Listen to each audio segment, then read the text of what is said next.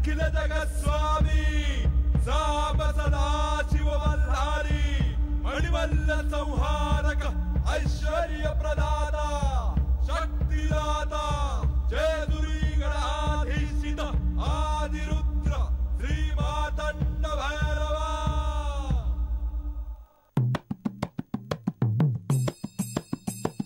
जय देवा जय देवा जय देवा जय देवा जय देवा जय शिव मातंडा।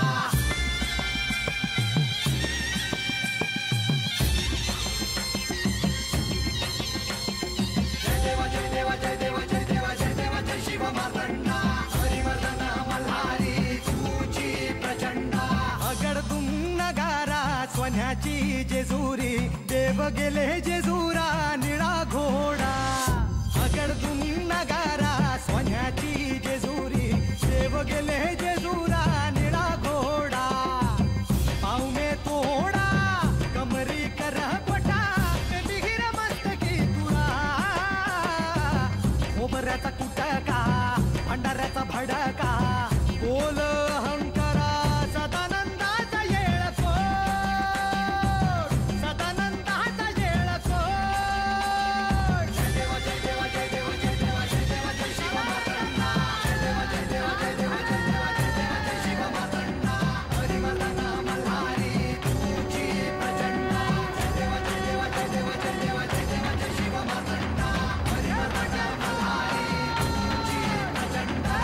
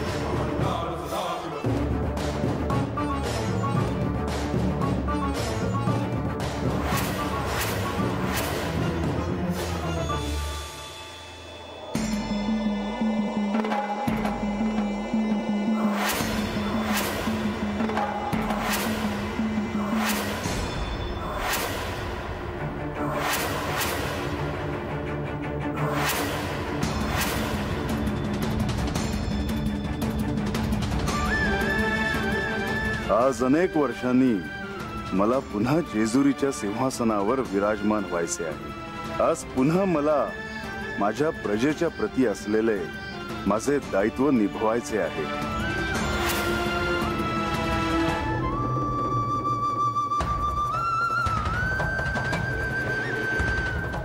या प्रधानजी, मी तुमचीच वाट पाहत होतो।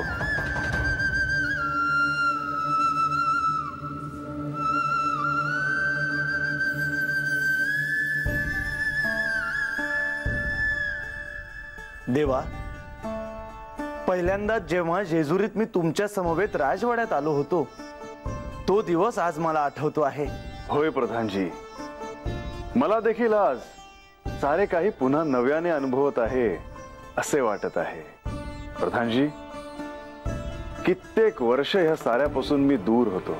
देवा, तुमच्या ह्या रूपाचे दर्शन घेण्यासाठी तुमचे भक्त सदैव उत्सुक असतात। आज अनेक वर्षांनी जेजुरीत भक्तांना तुमचे दर्शन घडणार आहे। आज तुम्ही राजसभेत येणार म्हणून सारे जण आनंदी आहेत। प्रधानजी, ह्या शिवलीलेत तुमचे आणि लक्ष्मी देवींचे कार्य अत्यंत मोठे आहे। मी इथे जेजुरीत नसताना देखील तुम्ही आणि लक्ष्मी देवी म्हाळसे बरोबर होतात। प्रधानजी, तुम्ही राज्यकारभाराची घडी विस्कटू दिली नाही आणि म्हाळसेने देखील तिचे दायित्व उत्तमरित्या सांभाळले आहे। होय देवा, जेजुरीच्या सिंहासनावर सम्राज्ञी म्हणून बसल्यानंतर कधीही जेजुरीच्या प्रजेच्या अपेक्षांची पूर्तता त्यांनी केली नाही असे झाले नाही। कितीही संकट आले तरी म्हाळसा देवींनी प्रजेची कधीच हानी होऊ दिली नाही। प्रधानजी, सम्राज्ञी म्हणून म्हाळसेने तिचे दायित्व उत्तमरित्या निभावले आहे ह्याचा मला आनंद आहे. देवा, आज पुन्हा एकदा म्हाळसा देवी आणि तुम्ही एकत्र सिंहासनावर बसून राज्य कारभाराचे निर्णय घेणार. तुम्हाला दोघांना एकत्र पाहून पुन्हा एकदा सगळ्यांना फार आनंद होणार आहे.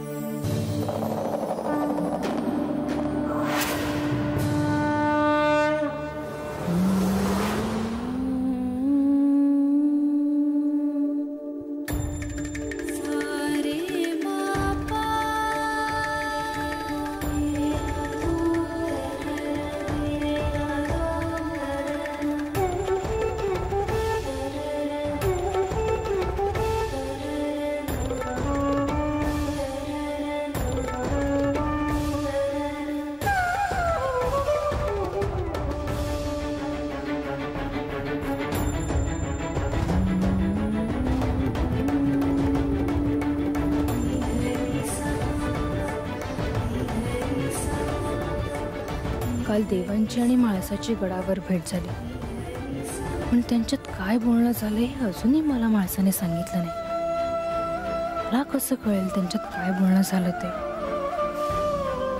लतिका, काय म्हाळसा? अगं तू अशी अचानक कोणत्या विचारात पडलीस? म्हाळसा, आज अनेक वर्षांनी तुला आणि देवांना एकत्र सिंहासनावर बसलेलं बघायला मिळणार. हो, याचा मला देखील आनंद होतो आहे. आज मी पुन्हा यांच्या बरोबरीने राजवाड्यात जाणार. मी आज पुन्हा सिंहासनावर बसून न्यायदान करणार. मला पूर्वीचे दिवस आठवणार. म्हाळसा, एक विचारू? विचार. देवांची आणि तुझी काल भेट झाली, काय म्हणाले देव? मला खूप काळजी वाटत होती, काय होईल आता, पण काय काय म्हणाले काय देव ग? झालं आमचं बोलणं. माझ्या मनात जे जे होतं ते ते मी त्यांच्याशी बोलले. यापुढे मला हा विषय काढायचा नाही. पण सेवकांना माझा निरोप दे की मी राजवाड्यात येते आहे. हो.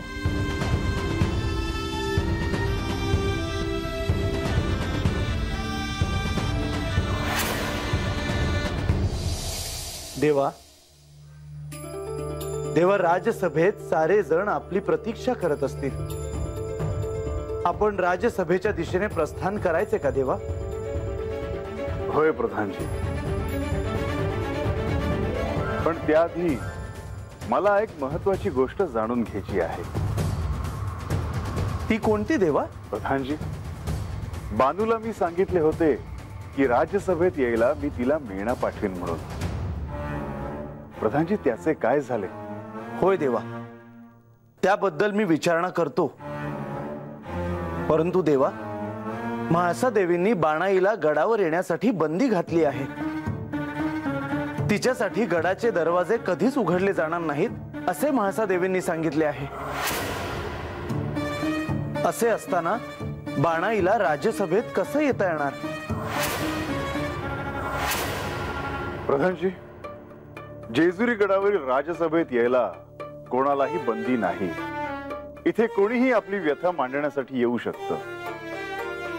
प्रधानजी, जेजुरी गडावरची ही राज्यसभा माझ्या प्रिय प्रजेसाठी आहे.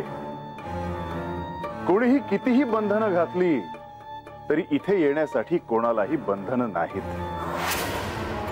आणि प्रधानजी, जसे माझे दर्शन घ्यायला सर्वजण येथे आले आहेत, तसेच बानूचेही दर्शन व्हावे अशीही त्यांना ओढ असेल. होय देवा, मी मेण्यासंबंधी विचारणा करतो देवा. येतो मी.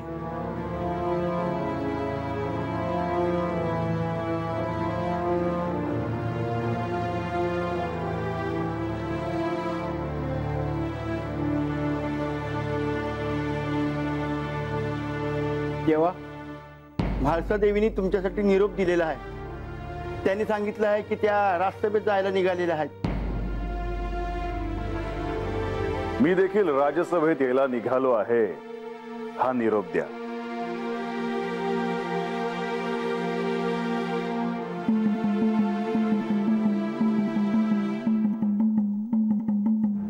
आज अनेक वर्षांनी मी आणि हे राजवाड्यात जाणार आहोत. हा क्षण बघायला अनेक लोक तिथे उपस्थित असणारच, पण त्याचबरोबर लोकांना बानूला देखील बघायची उत्सुकता असणार.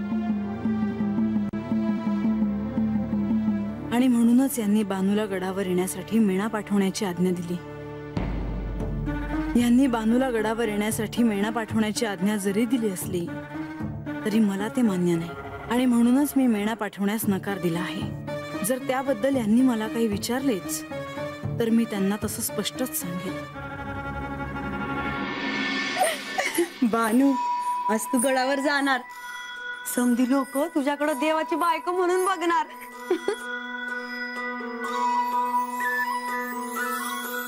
आज मी तुला अशी सजवल का समधी लोक तुझ्याकडेच बघत राहतील बघ.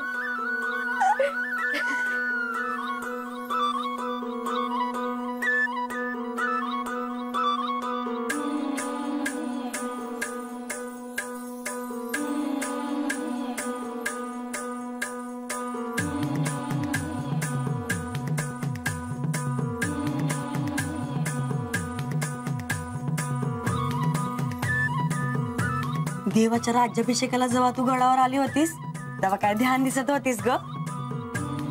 तेव्हा कुणासनी वाटलं बी नसेल का एक दिवस तूच बायको म्हणून गडावर येशील ते.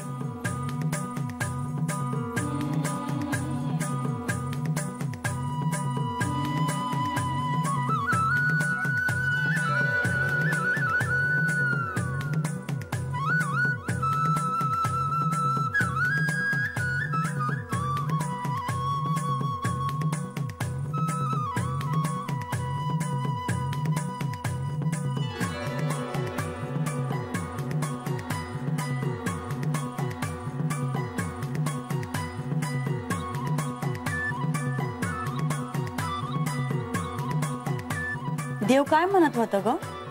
कशाचं? गडावर कसं येणार ती? गडावर जायसाठी मेणं पाठवणार आहेत. म्हणजे मेहनत बसून गडावर जाणार तर आमची बानू. हे समजा आजानं बघायला पाहिजे बघ.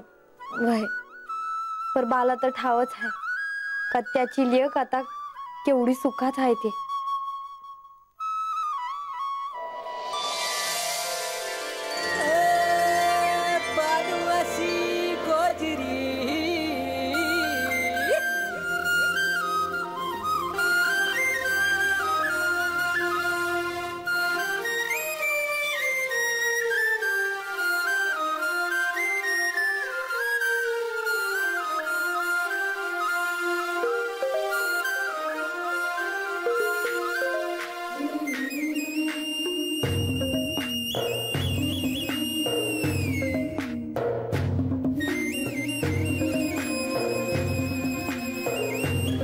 काय गोड दिसते आहेस का बानू तू? आज राजवाड्यात समजे तुझ्याकडेच बघत राहतील बघ.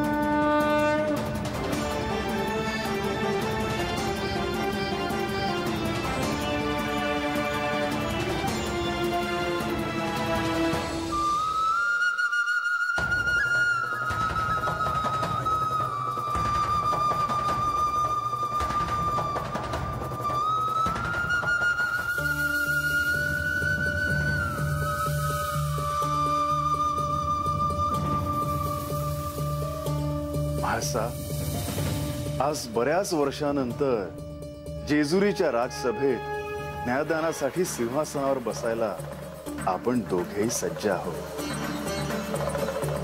म्हाळसा, आजचा दिवस माझ्यासाठी अत्यंत आनंदाचा आहे.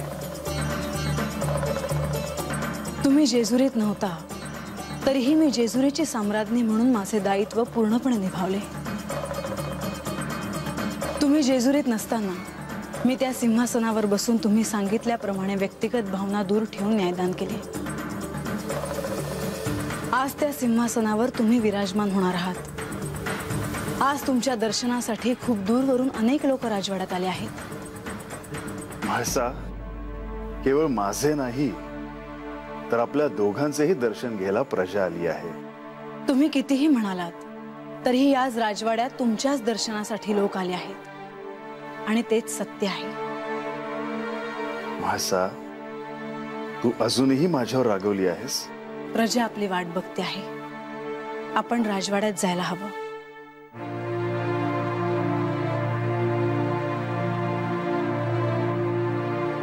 किमान राजवाड्यात प्रवेश करताना तरी आपण दोघांनी एकत्र प्रवेश करावा असं मला वाटतं.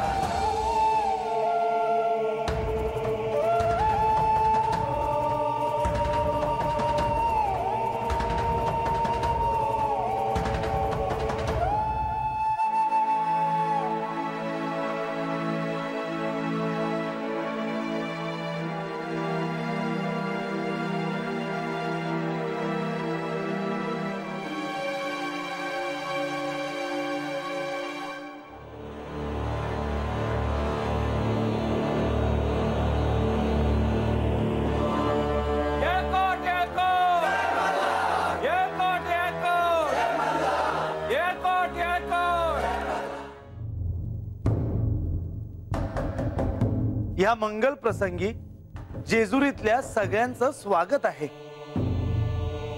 आज श्री खंडेरायांचे अनेक वर्षांनी राजसभेत दर्शन झाले आहे. ह्या जेजुरी गडावर, ह्या सिंहासनावर साक्षात श्री मार्तंड भैरव आणि श्री म्हाळसा देवी यांना एकत्र पाहून सगळेच आनंदी झाले आहेत. या दोघांचे दर्शन भविष्यातही असेच घडत राहो ही सदिच्छा. सदानंदाचा एकट एकट एकट एकट एकट एकट एकट.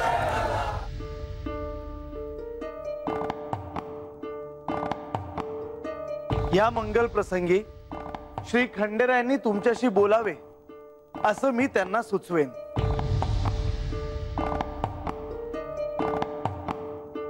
या सिंहासनावर बसून तुमच्याशी बोलताना मला जो आनंद होतो आहे तो मला शब्दात नाही सांगता येणार. माझ्या प्रजेपासून, माझ्या प्रियजनांपासून, माझ्या भक्तांपासून मी इतका काळ दूर होतो हे माझ्यासाठी सोपे नव्हते. मी इथे जेजुरीत नसलो तरी जेजुरी राजधानी आणि माझ्या समस्त प्रजेवर माझे लक्ष होते.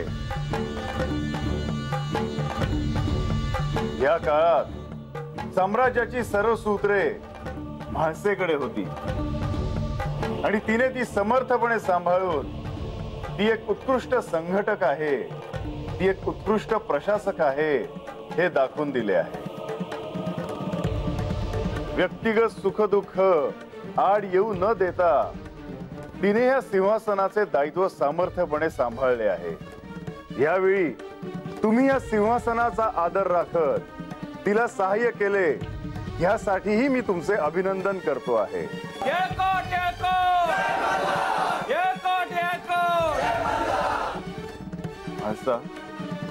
इतकी वर्ष या सिंहासनाचे दायित्व तू उत्कृष्टपणे सांभाळलेस, त्याबद्दल मी तुला काय देऊ?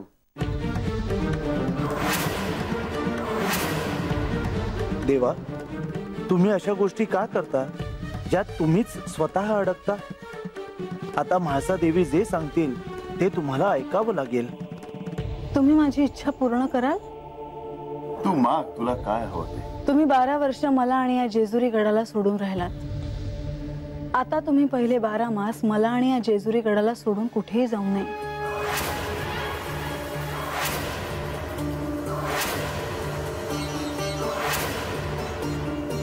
माझी इच्छा आहे की 12 मास तुम्ही मला आणि या जेजुरी गडाला सोडून कुठेही जाऊ नये. आणि तुम्ही मला वचन दिले आहे की तुम्ही माझी इच्छा पूर्ण कराल.